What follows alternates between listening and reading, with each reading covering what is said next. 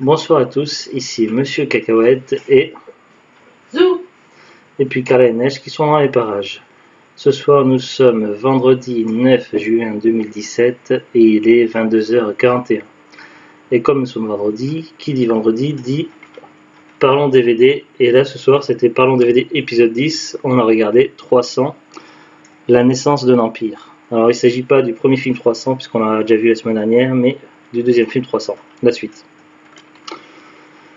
Alors, on vient tout juste de voir, là, donc le DVD est encore chaud. Que dire? Personnellement, j'ai vraiment beaucoup aimé. C'est vrai que j'avais bien aimé déjà le premier 300, que j'avais vu il y a longtemps, puis j'ai revu dernièrement. Qui était chouette. Bon, peut-être les premières minutes un peu longues à démarrer, mais celui-ci est vraiment incroyable. J'ai trouvé beaucoup mieux que le premier, et vraiment... comment dire? Bon, il y a de l'action, c'est sûr, quoi. Comme le premier 300, ça en manque pas trop d'action. Il y en a même peut-être un peu plus que dans le premier, mais également très riche en émotions, en intensité. Si on n'a pas vu le premier, il y a des choses qu'on comprend. Il y a des références au premier quand même. Oui, voilà. Donc si quelqu'un commence à voir le deuxième, donc celui-ci avant le premier, il y a quand même des références, quelques retours, mais bon, c'est quand même préférable d'avoir vu le premier. Disons que je disais donc riche en émotions, en intensité, un très bon jeu d'acteurs, ils sont vraiment très très bons dans le film. Il y a également, c'est vrai que le premier 300 était assez solennel, tout ça, strict, sérieux, et celui-ci sont permis dans celui-ci de faire quelques traits d'humour. Il y a une blague ou deux dont je ne vais pas vous raconter, mais voilà, du coup, c'est assez cool. Mais voilà, c'est surtout des émotions et de l'action, mais vraiment beaucoup d'émotions, une histoire très bien racontée et vraiment incroyable. J'ai adoré. Que peux-tu me dire là-dessus, Zublut? Que c'est pas elle, c'est pas Eva Green qui fait sa voix dans 300. Oui, elle parle elle parle de l'actrice. Elle est française, elle se double même pas. Il y a l'actrice Eva Green qui joue dans ce film. Voilà. Et Zublut nous dit que le doublage, c'est pas elle-même qui se double. C'est une actrice française, mais qui est doublée par quelqu'un d'autre. Mais c'est pas la seule actrice comme ça. Il y a Marion Cotillard, c'est pareil. Je sais pas si vous avez vu, mais depuis quelques temps, dans ses derniers films, elle ne se double plus elle-même. Elle joue les films en anglais, plus en français. Je pense notamment à Assassin's Creed, où c'était pas du tout sa voix.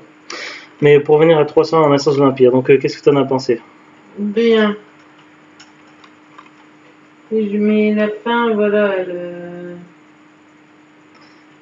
Le film se finit trop vite, c'est ça que tu veux dire? Ouais, c'est peut-être d'autres choses. Il manque quelque chose à la fin, comme si... Oui, ça laisse en quelque sorte une fin inachevée en suspens. Oui, ouais.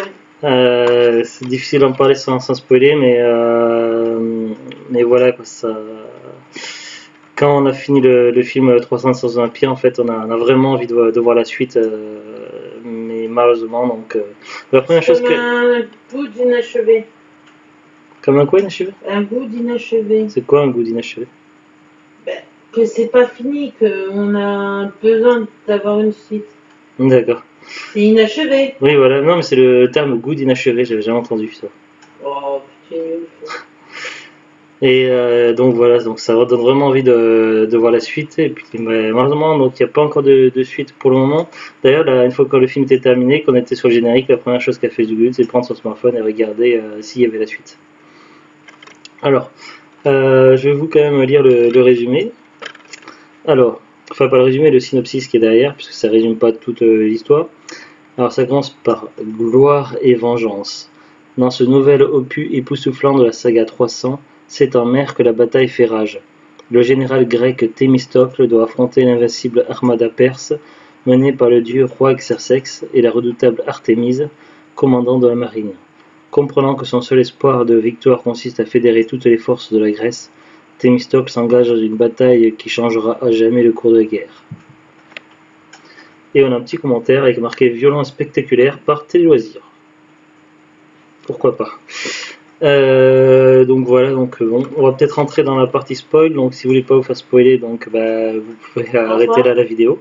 Au revoir. Voilà. Bon, c'est parti. Donc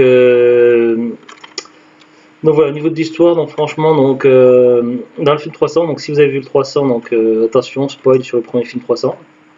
Voilà, c'est bon, vous êtes en décroché. Donc si vous êtes toujours là, donc c'est que vous n'avez pas peur d'être spoilé.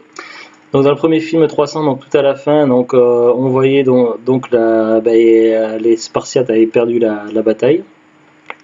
Malheureusement, la bataille était en quelque sorte perdue d'avance, mais ils s'étaient vraiment très très bien battus. Et il y avait un seul survivant, celui qui a été blessé à l'œil, qui était parti donner un message, donc le Borgne, qui était de retour avec une armée de Spartiates et une armée de Grecs qui étaient venus à la rescousse et qui étaient prêts pour l'affrontement final. Donc ça se terminait à peu près comme ça dans la fin de 300.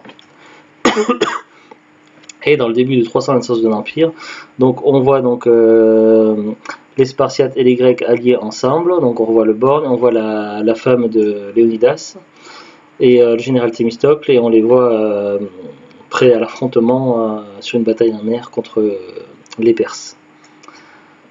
Et puis après, donc il y a un retour en arrière. Donc on apprend comment a commencé la bataille entre les Perses et les Grecs. Donc en fait, c'est les Grecs qui voulaient la démocratie, en fait, ils voulaient la liberté, donc instaurer une démocratie. Seulement, les Perses n'étaient pas de cet avis et ils ont décidé que la liberté, tout ça, ça les gênait. Donc ils ont le roi des Perses a déclaré la guerre contre les Grecs. Thémistocle, qui était déjà dans cette bataille-là, a vaincu le roi perse. Malheureusement, son fils qui était là présent, donc il nourrissait des désirs de vengeance. Et avec lui, une conseillère, une grecque qui a été bafouée, de plusieurs façons possibles, et qui s'est retrouvée du coup dans le camp des Perses et qui voue une haine farouche contre les Grecs, contre son ancien peuple. Elle l'aide à se préparer à sa vengeance, et donc il suit une sorte de parcours initiatique afin de changer. Donc ça fait comme une sorte de purification. Donc il y a du surnaturel, et du coup à la fin de son parcours initiatique, son corps et son apparence changent, et devient en quelque sorte un autre homme. Et elle fait en sorte que tout reparte à zéro, donc elle élimine ses anciens conseillers de façon à ce que qu'ils soient seuls à commander. Et c'est là que le fils d'ancien roi des Perses, qui s'appelle Xerxès, donc l'ennemi farouche dans le film 300, qui part en guerre contre les Grecs. Et donc durant la majeure partie de ce film, donc on voit je n'arrive pas à dire son nom, Thémistocle, qui a formé une armée avec des Grecs, en fait, les volontaires, puisqu'à la base c'était pas forcément des corps des métiers de combat, donc il y a des militaires, mais il y a aussi beaucoup qui font d'autres métiers, donc il y a des poètes, il y a des ouvriers, enfin toutes sortes de corps de métiers, donc c'est pas forcément des soldats d'élite comme les Spartiates. Et pourtant, donc il a réussi à réunir des Grecs pour affronter en mer les Perses qui envahissent. Et donc ces affrontements se passent en parallèle avec la bagarre avec la guerre des 300 des Spartiates contre Xerxès. En fait, ça se passe en même temps. Donc on a d'un côté Léonidas qui affronte Xerxès, mais ça on le voit pas, mais on sait que ça se passe en même temps. Et de l'autre côté, nous ce qu'on voit, c'est l'autre partie de la bataille, en fait, celle de Thémistocle qui affronte Artémise, le général de Xerxès. Donc la majeure partie du film, ça se déroule dans cette époque-là, dans cette période-là, et c'est vraiment très riche en émotions et en action, donc c'est vraiment incroyable. Et à la fin, donc attention, spoil, à la fin du film, donc on a les